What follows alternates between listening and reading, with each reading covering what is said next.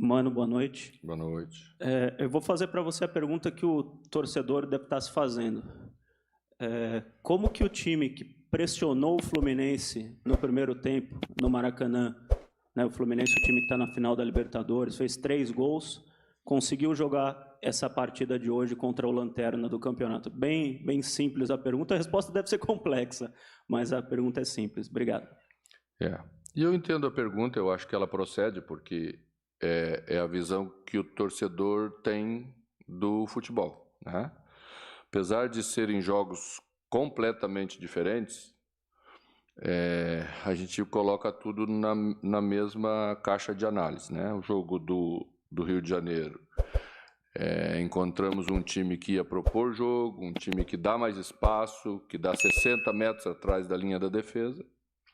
E esse aqui, enfrentamos um time que não dava 10 metros atrás da linha da defesa. Então, muda completamente o jogo.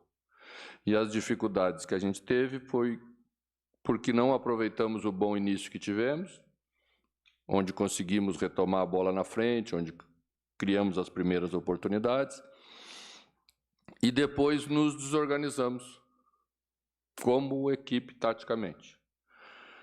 Na ânsia de querer fazer esse gol, nos projetamos com jogadores que não eram para se projetar tão à frente, tomamos 5 contra-ataques e num deles nós tomamos um gol. E criamos uma dificuldade maior para um jogo que para nós já ia ser difícil, né? A gente, apesar do América ser o lanterna do campeonato, os últimos jogos do América têm sido jogos bem jogados, a gente assistiu, a gente analisa, a coisa não ia ser tão assim.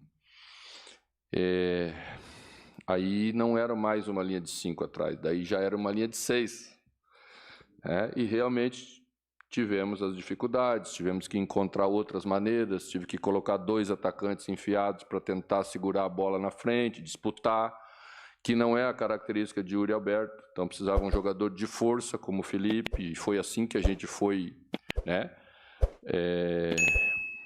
buscando o gol de empate, martelou, e foi e achou esse gol no final para amenizar o resultado do jogo, embora a gente não amenize o nosso jogo, que foi abaixo daquilo que nós devíamos ter apresentado.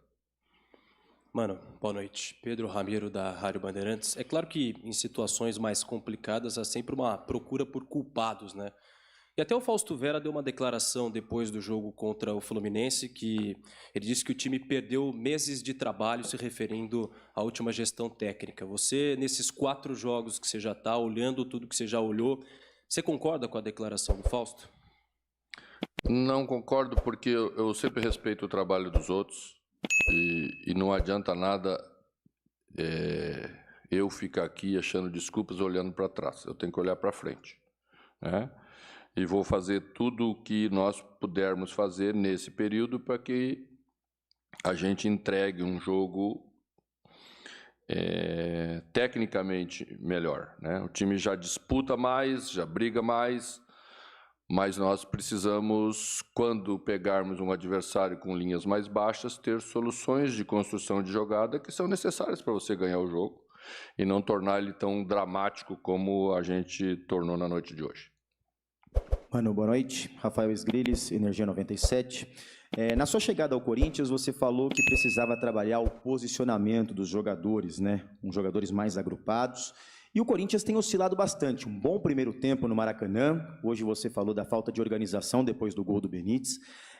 Qual hoje é o seu maior desafio no time do Corinthians? É trabalhar a fase defensiva ou a armação das jogadas com o Matias Rojas, com o Renato Augusto? Qual o seu maior desafio nesse começo de trabalho? Eu penso que as duas coisas estão interligadas, né? Quando você constrói bem, você está bem organizado de tal forma no campo que quando você perde a bola, mesmo que quando você perca a bola, a equipe está próxima. É isso que a gente viu já em alguns momentos, mas concordo que ela tem oscilado ainda, né? Só para deixar bem claro, não senti essa falta de organização que eu estava me referindo só depois que sofremos o gol. Penso que sofremos o gol por isso, porque abrimos o meio-campo, ficamos longe, né? É um pouco de ansiedade, de querer fazer o gol, de empurrar logo o time mais para frente. Perdemos um gol bem cedo com essa característica de armação e talvez na nossa cabeça pensamos que aquilo ali era o que deveríamos fazer. E aí nos precipitamos, né? Não é uma desorganização por falta de querer fazer o certo, é por tentar encontrar soluções que não sejam ainda tão trabalhadas, tão corretas. E eu acho que é seguir nesse caminho que nós vamos chegar lá. Mano, boa noite. Luan Siqueira, Rádio Craque Neto. Hoje muitos protestos, né, vieram das arquibancadas no intervalo, após a partida também. E o torcedor está com medo, né? O torcedor está temendo esse risco de um novo rebaixamento na sua história. O que falar para esse torcedor? O que esse torcedor pode acreditar que esse rebaixamento não vai acontecer nessas 10 rodadas que tem por vir? Porque penso que a gente tem potencial para entregar mais e melhor num curto espaço de tempo. E ao conseguir fazer isso, penso que a gente pontuando em todas as rodadas não vai estar na condição que o torcedor teme.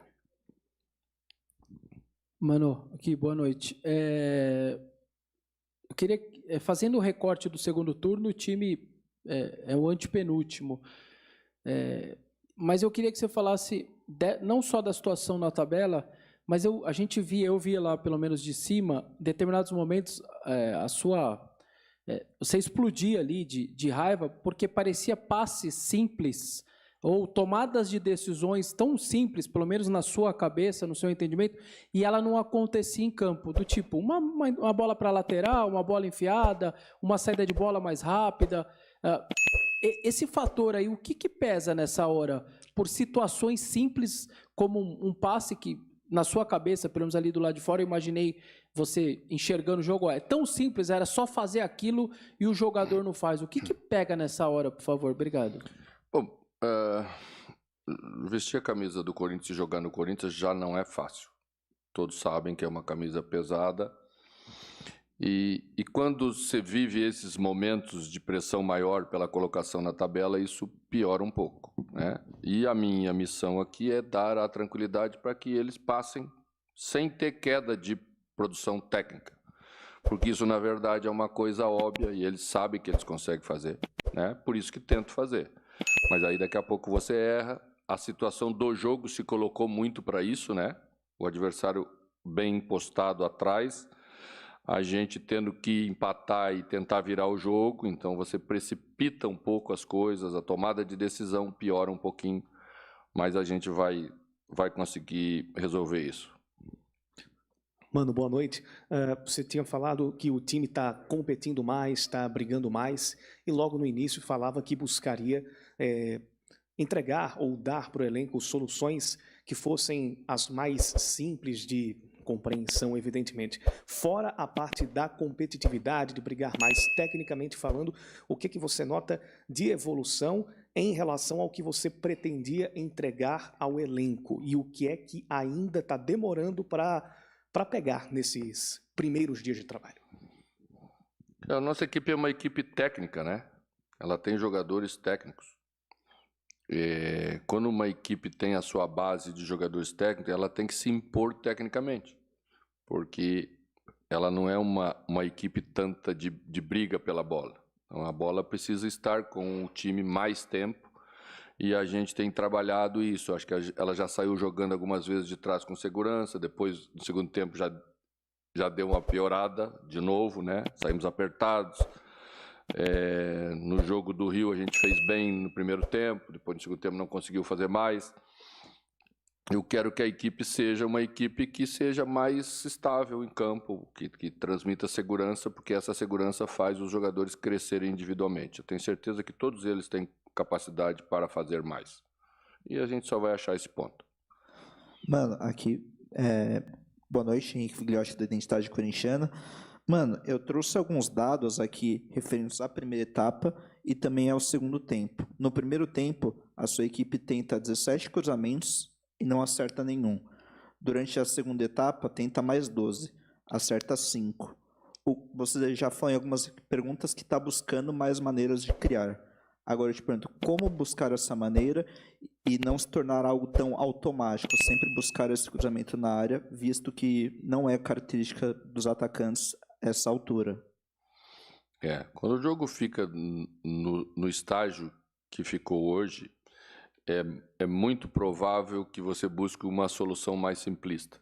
E a solução mais simplista é cruzar a bola na área, você sabe disso, né? Penso que a gente errou no primeiro tempo algumas situações em que foi o gesto técnico que não foi bom.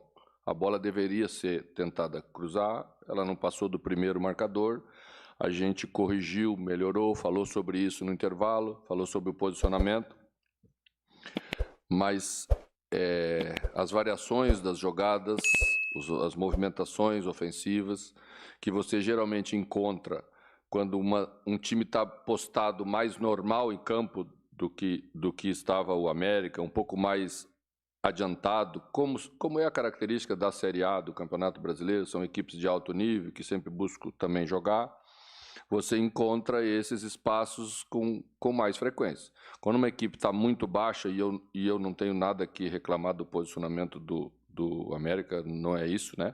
Eu só estou referindo que realmente os espaços são menores e você, na ânsia de querer resolver os problemas, você simplifica. Sempre é o caminho mais difícil.